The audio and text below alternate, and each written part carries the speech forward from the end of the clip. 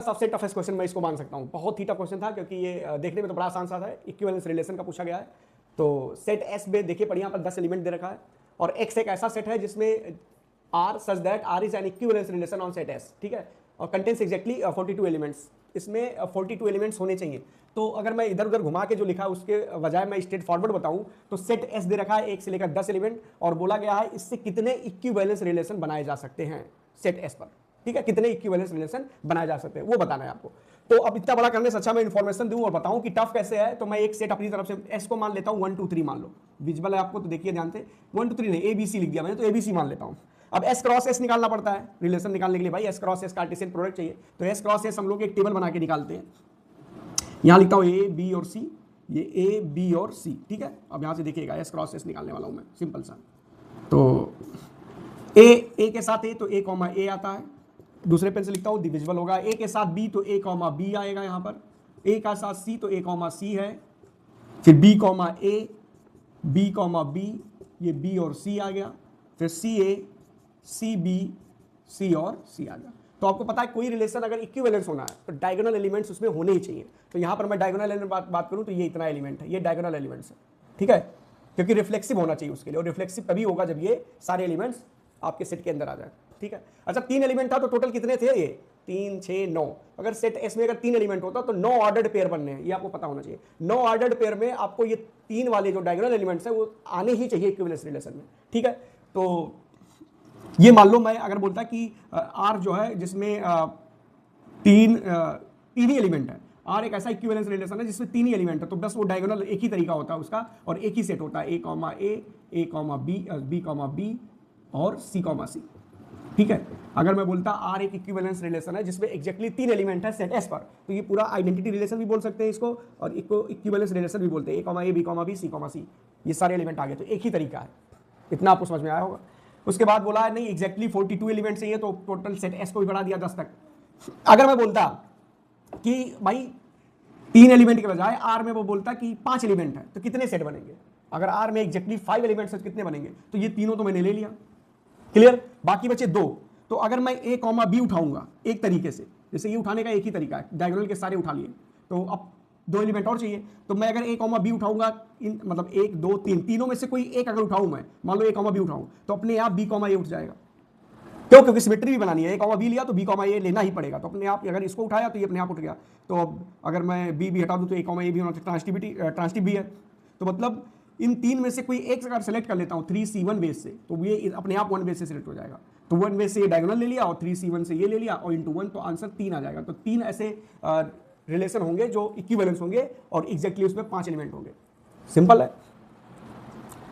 अच्छा इसमें कहीं गलती तो नहीं, देखिए अगर आपने ए कॉमा बी ए कॉमा सी ले लिया तो ले ही नहीं सकते, क्योंकि ए कॉमा बी ए कॉमा सी लेंगे तो अपने आप ये सिमेट्री के लिए ये लेना पड़ेगा और एलिमेंट ज्यादा हो जाएंगे, तो ये 3 पहले से था, 2 ये 5 और 2 इधर हो जाएगा, 7 हो जाएगा। मुझे 3 ही एलिमेंट का बनाना है, सॉरी 5 ही एलिमेंट का बनाना है, मतलब आर के अंदर सिर्फ एग्जैक्टली 5 एलिमेंट होने चाहिए, तो ये तो काम कर जाएगा। लेकिन थोड़ा जब बढ़ाते तो डिफिकल्टी बढ़ती है, मतलब अगर आर के अंदर मैं बोलूँ 7 एलिमेंट हो तब डिफिकल्टी बढ़ जाएगी, 8 हो 9 हो 10 हो जो भी है, तो थोड़ी डिफिकल्टी क्यों बढ़ती है उसको भी समझ लेते हैं। अगर 5 के अलावा भी डाल सकते थे, तो आपने अगर ये लिया तो ये अपने आप हुआ तो 5 एलिमेंट हो गए, और अगर आपने ये लिया बी कॉमा सी भी ले लिया, अगर ये लिया और ये भी ले लिया तो इसका उल्टा वाला भी आ जाएगा, ये आ जाएगा, तो 5 6 और 7 हो गए, तो ये वाला ये आ गया। अब देखिएगा आपने अगर ए कॉमा बी लिया और बी कॉमा सी ऊपर वाले से लिया, ये अपने आप सेलेक्ट हो रहे हैं, ये लिया तो यहां पर ये फिक्स हो गया कि भैया ये तो लेना ही पड़ेगा, क्योंकि बी और बी हटाएं तो ए कॉमा सी ट्रांसटिविटी के लिए ये फिक्स हो जाता है। बस यहीं पर कंफ्यूजन हो जाता है और ये क्वेश्चन अपने आप में बहुत ही टफ माना जाता है इस वजह से, क्योंकि ये सिलेक्शन थोड़ा मुश्किल है, क्योंकि ये फिक्स हो गया, ऐसे और एलिमेंट बढ़ाएंगे तो ट्रांसटिविटी पता करना वो थोड़ा टफ है, सिमेट्री पता करना आसान है, कितने सिमेट्रिकल बनेंगे आसान है वो पता कर लेंगे, लेकिन ट्रांसटिविटी सॉल्व करना मुश्किल है, उसका कोई फॉर्मूला भी नहीं बन पाता कि कितने ट्रांसटिव रिलेशन बनेंगे। तो एक एक करके ब्रेक डाउन करेंगे उसको और समझेंगे क्वेश्चन। अच्छा आपको समझ में आ गया होगा कि ये क्वेश्चन टफ क्यों हुआ, तो आओ थोड़ा इजी मेथड से कर लेते हैं, इसको सॉल्व कर लेते हैं। इसको इतना थॉट प्रोसेस आपको लगाना पड़ेगा इस क्वेश्चन के लिए, तो मैं इसको मिटा देता हूँ, ट्रांसटिविटी के लिए थोड़ा गड़बड़ हो रहा था, तो आइए समझते हैं बात को। अब मैं क्या करने वाला हूँ, आपको पता है आर के अंदर ऑर्डर्ड पेयर एलिमेंट्स आएंगे और वो इक्विवेलेंस होने चाहिए, ऐसे उठपटांग कुछ भी नहीं उठा सकते, वो उठाएं ऑर्डर पेयर जिसमें हमें सोचना ना पड़े। जैसे मैं मान लो ये उठा लिया, जैसे A comma A B comma B और सी कॉमा सी, ये उठा लो, अगर उसके अंदर सारे डाल दो तो इसमें सोचना ही नहीं, क्योंकि ये सिमेट्री भी है, ट्रांसटिव भी है और रिफ्लेक्सिव भी है, तो ये इक्विवेलेंस है, तो ये उठा के आर में डाल दो तो कोई फर्क नहीं पड़ने वाला, ठीक है। लेकिन इसके अलावा कुछ और डालेंगे तो मामला गड़बड़ हो जाएगा। तो इस चीज को समझने के लिए या इससे छुटकारा पाने के लिए इस प्रॉब्लम से कि कैसे मतलब इसको सॉल्व किया जाए, एक नया मेथड देखिए और एक नया तरीका देखिए सोचने का नया तरीका देखिए। जैसे मैं सेट एस में 10 एलिमेंट था, तो मैं क्या करने वाला हूं कि इसको म्यूचुअली एक्सक्लूसिव और एग्जॉस्टिव सेट्स में बांट देता हूं, छोटे छोटे सेट्स में बांट देता हूं। कैसे, क्यों बांट दूंगा उसका देखिए। जैसे मैंने एक सेट A1 में बांट दिया जिसमें मैंने सिर्फ 1 ले लिया, ठीक है। अब इसके कितने रिलेशन आएंगे, मतलब कितने इसमें कार्टेशियन प्रोडक्ट इसका करें तो 2 एलिमेंट आएगा, 1,1 आएगा सिर्फ। अच्छा A2 ले लिया मैंने, मान लो, क्यों ले रहा हूं देखिएगा ध्यान से। A2 मैंने ले लिया मान लो 3,4, 1,1 एक ऑर्डर पेयर बना। अगर A2 में 3,4 होता तो क्या होता, 3,3, 4,4, 3,4, 4,3, ये 4 ऑर्डर्ड पेयर बनते, A2 cross A2 ordered pair, इससे 4 बनते, ठीक है। A2 क्रॉस A2 कर लिया हमने, तो इसमें कितने एलिमेंट हो गए, 1, 2, 3, 4, ठीक है। अच्छा ये सारे के सारे उठा के आर में डाल सकते हैं क्या, हाँ डाल सकते हैं, क्योंकि इसमें अब आपको ये नहीं चेक करना कि ये ट्रांजिटिव है कि नहीं है, क्योंकि मैंने पूरा यूनिवर्सल रिलेशन इसका ले लिया, मतलब A2 क्रॉस A2 का सारा एलिमेंट उठा के ले लिया आर में, तो इसमें चेक करने की जरूरत हमें नहीं पड़ेगी। और वो ट्रांजिटिविटी भी नहीं चेक करना, रिफ्लेक्सिव भी नहीं चेक करना, मैंने सारा उठा लिया ना, तो एक्चुअल में इतना एलिमेंट अपने आप को सेटिस्फाई कर रहा है, ट्रांजिटिव रिफ्लेक्सिव जो भी हो। यहाँ से मैंने 1,1 उठा लिया तो इसके सारे उठा लिया, तो ये भी अपने आप में सेटिस्फाई हो रहा है, ठीक है। ये पूरा उठा लो ये, अच्छा ये इसमें डाल दो तो ये फिर अपने आप में इक्विवेलेंस रिलेशन है ही है, कोई दिक्कत नहीं इसमें। इक्विवेलेंस ऐसा नहीं कि इक्विवेलेंस ना हो, सारा उठा लिया ना, इसके अंदर डाल दिया, बस यही कंसेप्ट हम लगाने वाले हैं। तो मैं सेट एस को क्या करता हूं कि ऐसे ब्रेक कर देता हूं, A1, A2, A3, ऐसे बहुत सारे सेट में, मान लो AN सेट में ब्रेक कर लिया, ये AK सेट में ब्रेक कर लिया सेट एस को, और ये म्यूचुअली एक्सक्लूसिव और एक्सॉस्टिव है। इसका मतलब A1 union A2 union A3 union AK dot dot करके दिस इक्वल टू S आ जाएगा। और अगर मैं नंबर ऑफ ये ले लूँ, एक्सॉस्टिव क्यों, एक्सक्लूसिव क्यों है, क्योंकि दोनों में कुछ कॉमन नहीं है। अगर NA1 NA2 ये सारे एलिमेंट्स अगर मैं जोड़ दूं तो NS के बराबर आ जाएगा, ठीक है। यानी N AK सारे एलिमेंट्स, कितने कितने एलिमेंट्स इसमें जोड़ दूं तो जितने एलिमेंट S में होंगे उतने इसके बराबर आ जाएंगे। म्यूचुअली एक्सक्लूसिव और एग्जॉस्टिव का मतलब आपने प्रोबेबिलिटी में भी पढ़ा होगा, mutually exclusive and exhaustive events, ठीक है। तो बस ये था म्यूचुअली एक्सक्लूसिव और एग्जॉस्टिव, ये समझाना है, क्लियर हो गया होगा। तो अब मैं क्या करता हूं देखिएगा, मैं मान लेता हूं कि A1 में N1 एलिमेंट है, A2 में N2 एलिमेंट है, हर सेट में कितने एलिमेंट है वो दिखा रहा हूं मैं। ऐसे A3 में N3 एलिमेंट्स हैं और AK में NK एलिमेंट्स हैं, ठीक है। ये सब एलिमेंट का सम 10 के बराबर आने वाला है, पहली कंडीशन तो ये। दूसरी कंडीशन, इसके अंदर रिलेशन कितने बनेंगे। अगर वहां पर सेट A1 में एक एलिमेंट था तो एक ही ऑर्डर पेयर था, सेट 2 में 2 एलिमेंट था तो आपके पास 4 ऑर्डर पेयर आया था, तो ऑर्डर पेयर कितने आएंगे, तो इसके अंदर N1 स्क्वायर ऑर्डर पेयर आएगा, ये N2 स्क्वायर ऑर्डर पेयर आएगा, ये N3 स्क्वायर ऑर्डर पेयर आएगा, ऐसे मैं करूं तो NK स्क्वायर ऑर्डर पेयर आएगा, और ये टोटल कितने हो जाएंगे, 42 हमें चाहिए। बस कंडीशन बन गया। क्या कंडीशन बन गया देखिएगा, ये 2 कंडीशन हो गए कि सबका सम 10 होना चाहिए और स्क्वायर करके 42 होना चाहिए। तो अब 10 एलिमेंट को हमें डिस्ट्रीब्यूट करना है A1 A2 A3 में, जितने तरीकों से डिस्ट्रीब्यूट हो पाएगा उतने तरीकों से आपका रिलेशन बन जाएगा। सिंपल सा है, उतने तरीकों से इक्विवेलेंस रिलेशन बनाया जा सकता है, जितने तरीकों से ये डिस्ट्रीब्यूट हम कर लेंगे, क्योंकि वो उठा के उसमें डाल देंगे अपने रिलेशन में, और ये स्क्वायर करके 42 एलिमेंट जितने तरीकों से बनेगा उतने मतलब एक्जैक्टली 42 ऑर्डर पेयर्स बनेंगे ना उसमें। तो सिंपल सा है। तब कितने तरीकों से मैं 10 एलिमेंट को ब्रेक कर सकता हूँ ऐसे करके। तो अच्छा एक और बात है यहाँ से देखिए, इस पर ध्यान दीजिएगा।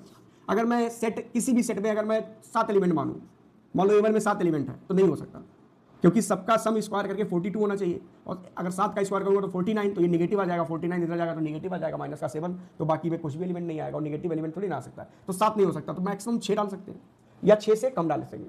हर सेट में ज़्यादा से ज़्यादा 6 एलिमेंट होना चाहिए, हर सेट में 6 नहीं होना चाहिए, किसी भी सेट में मैक्सिमम 6 एलिमेंट होने चाहिए। तो अब पता चल गया कि सब में 6 एलिमेंट होना चाहिए, टोटल 10 होना चाहिए, तो डिवीजन ट्री बना देते हैं और जितने तरीकों से बनेगा वो रिजल्ट आ जाएगा। तो आई होप आपको समझ में आ गया होगा, ये थोड़ा कंसेप्ट अच्छा लगा यहाँ पर। तो 10 का डिवीजन ट्री में अगर बनाऊँ तो अगर एक को 6 ही देता तो अपनी तरफ से, तो 6 जोड़ने पर कितना हो जाए, 42 हो जाए, तो 36 हो गया। 36 से बचे 6, तो ये 2 दे दिया, तो 6 2 8, और 2 दे देंगे तो 10। अगर मैं 2 दे दूँ मान लो 10 को, तो 6 2 8 2 10, और स्क्वायर करके जोड़ो तो क्या आ जाएगा, 36 + 4 + 4, तो ये तो 44 हो जाएगा, मतलब गलत हो गया यहाँ पर, तो 2 नहीं दे सकते, फिर क्या देंगे, मान लो 1 दे दें और 1 दे दें, तो ये 42 आ जाएगा, और जोड़ने पर भी 10 आ गया। तो एक डिवीजन ट्री केस ये बन गया।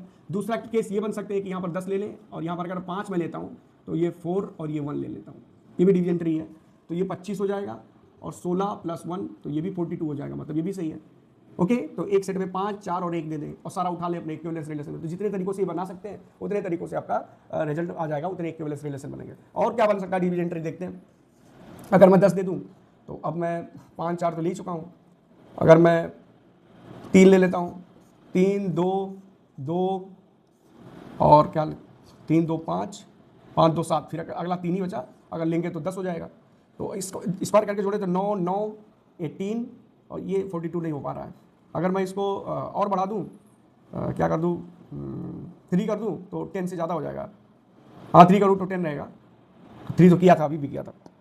तो ऐसे डिवीजन ट्री अगर बनाए तो मतलब 2 ही बन रहा है, ठीक है, 2 ही डिवीजन ट्री बन रहा है। इसके अलावा डिवीजन ट्री ऐसा नहीं बनेगा कि जोड़ने पर 10 हो जाए, स्क्वायर करके जोड़ने पर 42 हो जाए। ओके, तो ये डिवीजन ट्री बन गया। अब इसका मैं आंसर निकाल देता हूँ।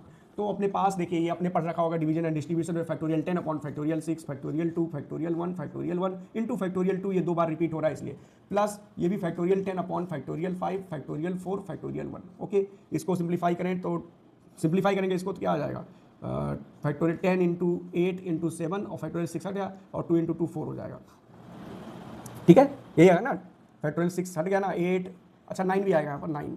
ओके, तो 6 से हट गया और 4, ये 4 आ गया, प्लस यहाँ फैक्टोरियल 10 को लिख सकते हैं 10 इंटू 9 इंटू 8 इंटू 7 इंटू 6 और 5 से हट जाएगा, ये 4 इंटू 3 इंटू 2 इंटू 1। ओके, तो ये 6 गया, ये 4 इंटू 2 टाइम्स गया और ये 20 और ये सॉल्व कर लेंगे आगे, ये 2 टाइम्स गया। ठीक है, तो ये 20 और इंटू 7 140 इंटू 9 ये हो गया, प्लस यहाँ पर देखिए तो 20 इंटू 7 140 इंटू 9 यहाँ भी आ जा रहा है, यहाँ भी कैसे 140 इंटू 9 आ गया, 10 इंटू 2 20, अच्छा यहाँ पर 140 10 इंटू 2 20 इंटू 7 इंटू 9 और यहाँ 20 इंटू 7 इंटू 9। ओके, यहाँ भी सेम आ रहा है, तो ये सॉल्व करेंगे, फिर से इसको चेक करेंगे कि कहीं गड़बड़ ना हो जाए। तो यहाँ पहले इसको सॉल्व कर लेते हैं। तो 10 इंटू ये 10 9 8 7 और 6 से 6 कैंसिल और 2 इंटू 2 4 हो गया, तो 4 आ गया, 4 2 8 और 10 इंटू 2 20 20 इंटू 7 140 इंटू 9 कितना हो जाता है, मैं सॉल्व करूँ तो 0 6 1260, ये 1260 आ गया। अब ये फैक्टोरियल 10 अपॉन 5 4 को सॉल्व करते हैं, तो 10 into 9 into 8 into 7 into 6। Okay, और ये नीचे 4 को 4 3 2 1 कर देंगे, तो ये 6 हो गया, ये तो 6 से 6 कैंसिल हो गया और फिर ये 2 टाइम्स गया, तो ये 8 4 2 8, तो 10 इंटू 2 20 20 इंटू 7 140 ये भी आ जाएगा, 1260 ही आ रहा है, सेम आ रहा है। तो 1260 दोनों जोड़ दो तो 2 टाइम्स होगा, 0 2 5 1 1 2, तो 20 25 इंटू 20, तो आंसर है आपके पास 25 20 इंटू 25 20, तो 2520 इसका आंसर है। अजीब सा था ये, टफ भी था, तो आई होप आपको समझ में आ गया होगा कि कैसे इसको सॉल्व किया जाएगा। तो यार एग्जाम में इतना सोचना थोड़ा मुश्किल था, हाल फिलहाल आपको अब कंसेप्ट पता चल गया करना कैसे है। तो इस तरह की जानकारी के लिए चैनल से जुड़े रहें, लाइक करें, शेयर करें, सब्सक्राइब करें।